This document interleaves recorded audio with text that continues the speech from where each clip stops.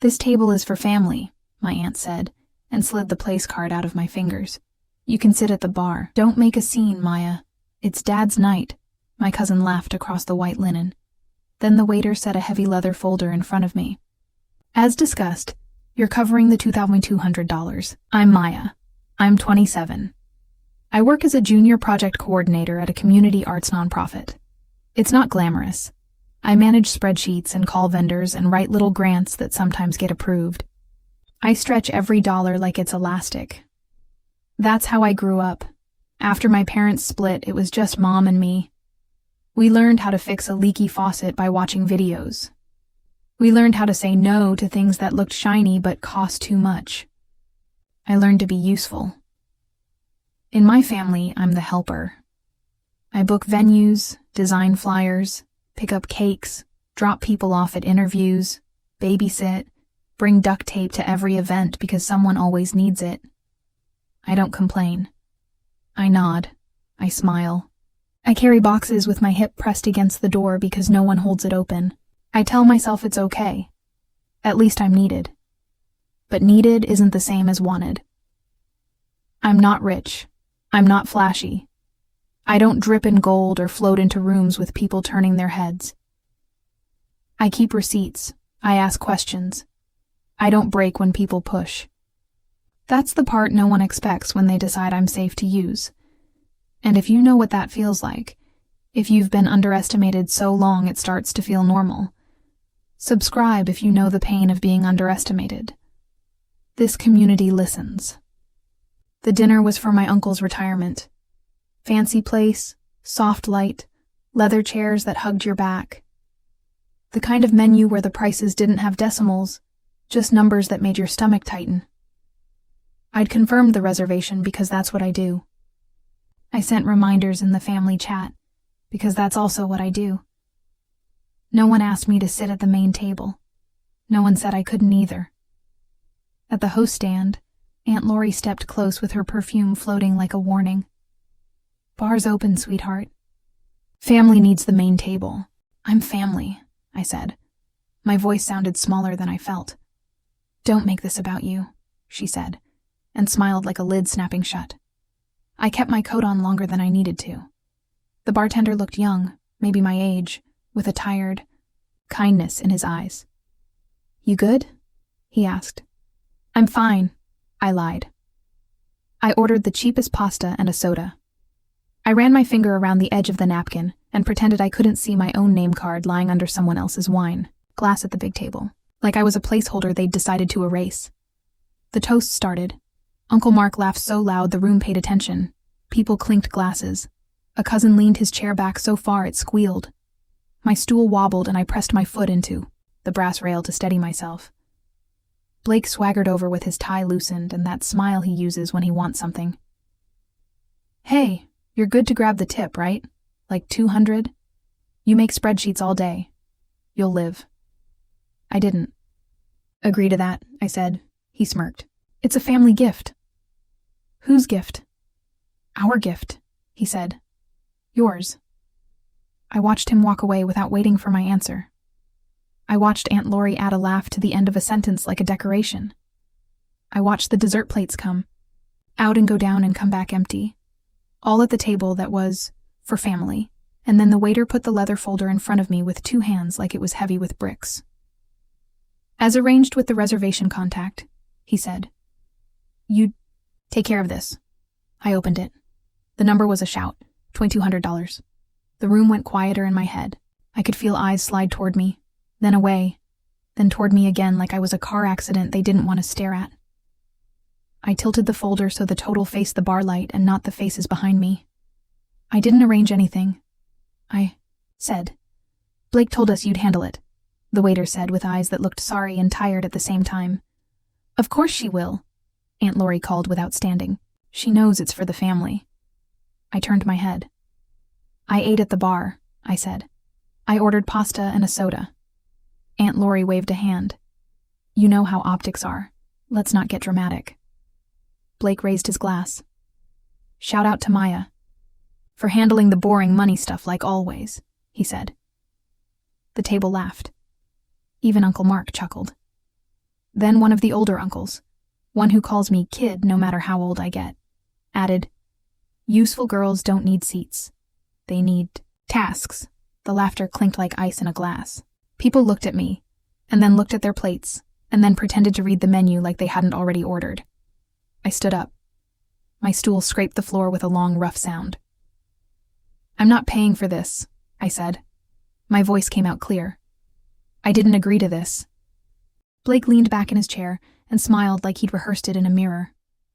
"Don't embarrass us. Just swipe. We'll settle later." "You've said that before," I said. "Later never comes." I picked up the folder. I wasn't going to hand over my card. I wasn't going to cry. I asked the waiter, "Can I speak to your manager, please?" Someone at the table muttered, "She's dramatic." Another voice, softer, "It's not that much for her." The bartender moved, closer like a quiet boundary. "You don't have to decide right now," he said under the music. "You can ask for itemized. You can slow it down." I nodded. Slow it down. Breathe. I could feel the heat in my face, that sting in my eyes I hated. I swallowed it back like old medicine. The manager was already walking toward me. This wasn't over. It was just beginning. Earlier that night, I'd arrived early because I always do. I help. I make sure things go smoothly. In the back room, a laminated seating plan lay on the table like a map. I saw my name printed on a little rectangle. Then, a black line crossed it out. My stomach turned. I took out my phone. I clicked a photo before anyone saw me. I put the plan back the same way it lay. I told myself not to care. I cared anyway. Back at the bar, after the bill hit my hands, Aunt Lori touched her pearl earring like it was a button. "We agreed you'd cover," she said. "Your promotion, right?" "I never got a promotion," I said. "You're single," Blake added. "No kids. You can afford it." He said it the way people say, "You can carry this box. It's not heavy for you." Like my life was empty space that could be filled with their weight at any time. "This is not my bill," I said again. I looked at the manager as she reached us. "Hi, I need the itemized receipt per guest." Aunt Lori laughed. "We don't do that." The manager did not laugh. "We can," she said. Blake leaned in, half smiling. "Come on, Maya. It's Dad's night. Don't ruin the vibe." He said it soft, the way bullies talk when they want something without admitting they want it.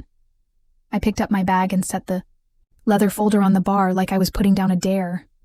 "Itemized per guest," I repeated to the manager. "And the reservation contact record, please." I felt the room's attention press forward and then pull back like a tide. I could almost hear the whisper starting up around the table. "She's making it a thing. She can't just be easy. She always has to be precise. You know how she is. I am precise." And for once, that was going to save me. What they didn't know was I keep everything. I screenshot, I export chats, I label folders with dates. Not because I don't trust, but because I don't like the feeling of being told I remembered wrong. What they didn't know was I already had the messages where Aunt Lori asked, "Can you confirm the reservation and menu?" And I answered, "I'll call and confirm, but I'm not covering payment." She hearted the message. No argument, no follow-up. Clear. What they didn't know was I reconcile budgets at work every week.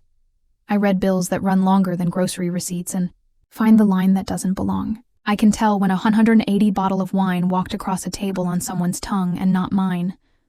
What they didn't know was the bartender had heard Blake earlier. He'd heard "she'll cover," said with that lazy certainty. He'd rolled his eyes. People notice more than my family thinks. People care, even when they don't get paid to. What they didn't know was I'd seen the seating plan photo before dessert. The black line through my name was thick and fast, like someone did it in a hurry and hoped no one would notice. I had noticed. My phone held that line like a held breath. So when the manager asked, "Do you have any documentation?" my answer wasn't a shrug. It was, "Yes." The manager introduced herself as Elena. "We can split by seat if needed," she said. Her voice was calm, like she'd said those words into storms before. "No," Aunt Lori said, still seated. like a queen with court. The reservation holder arranged a single payer. Elena glanced at me. Then we need written consent from the payer. Do you have that? No, I said. Because I didn't agree. Blake stood up. I told you we'll settle later. We always do. You never do, I said. Don't talk back, Aunt Lori snapped. You won't like how this looks on you. It already looked bad, I thought. It looked like a girl at a bar with a heavy bill and family watching to see if she would break. I texted Tasha, my coworker who goes to night classes for paralegal training. 3 lines. Family pushing $2,200 bill on me. Didn't agree. Manager here. She replied fast. Don't pay. Ask itemized per guest. If they try to force card, dispute. Ask to see reservation notes. I looked at Elena. Itemized per seat. And the reservation notes. She nodded and went to print. The bartender set a glass of water by my elbow and didn't say anything else, which felt like the nicest thing anyone could do. I heard it before I saw them. Blake hissing to a cousin. Just push her. She'll cave, another cousin said. We told everyone she's covering. The word lodged in me. Told. Not asked. Not checked. Told. Like a decision made about my life without my voice in it. Elena came back with papers. She laid them on, the bar-like cards in a game. Here's the itemized. Here's the reservation contact record. I saw Blake's name as contact. I saw a note added after the appetizers. Family gift courtesy of Maya. My stomach cooled. Not my words. Not my handwriting. Not my consent. This was added partway through service, Elena said. It's flagged. Aunt Lori stood now, lips thin. You're ruining the vibe, she said. If you make us look cheap, don't expect invites anymore. The room held its breath. The papers crackled under my fingers. I looked at the eyes that knew me only as useful and quiet. I thought of my mom fixing the faucet, water spraying, both of us wet and laughing anyway. I thought of the studio I wanted to open, with kids drawing big ideas on cheap paper and feeling like it was enough. Okay, I said. Then let's finish this right. The next morning I went to Aunt Lori's house. Private. No audience. Just Aunt Lori, Uncle Mark, Blake and me in a living room that always smelled like lemon polish. I set a folder on the coffee table and didn't sit until they did. Uncle Mark adjusted his collar. Blake flopped back like a teenager pretending to be calm. You made last night ugly, Aunt Lori said. You embarrassed us. You removed my seat, I said. You added my name to the bill without my consent. You offered my money like it belonged to you. I sat down and opened the folder. That's not a gift. That's you assuming I'll pay because I always help. It was a misunderstanding, Blake said. He picked at a loose thread on the couch and wouldn't meet my eyes. We miscommunicated. I have the messages, I said. I slid printed screenshots across the table. Here's where I say I'll confirm the reservation, not cover payment. You hearted it, I said to Aunt Lori. She glanced. I get a lot of messages. You know I don't read everything. I slid the photo of the seating plan with the black line through my name. The ink looked as hard and mean on paper as it had on my phone. Here's the plan you asked me to review the flow for. Here's my name crossed out. That was about optics, she snapped. The table was tight. Optics, I repeated. Useful girls don't need seats. They need tasks. That's what Uncle said. Uncle Mark winced. He was joking. Jokes. Have targets, I said. Last night, I was the target. Blake scratched his jaw. Look, I added the note to the reservation because it made sense. We always settle later. I pressed play on my phone. A voice message from a cousin who'd sent it at midnight, shaky. Blake said Maya owes for once. The room went still. The lemon smell went sharper somehow. It wasn't like that, Blake muttered. Elena had emailed me too. I slid her, printed words across. Payment must be authorized by the payer. Staff cannot assign a payer without consent. The reservation note was unverified. I read it out loud. They flagged it. Aunt Lori looked at Uncle Mark like he was supposed to make this go away. He didn't. He looked at his hands. I'm not asking you to apologize, I said. I'm not asking to be loved more or to be sat at the main table. I'm asking you to pay for what you ate and to stop using me as a silent wallet. Silence. The clock ticked. A bird hit the window and flew on.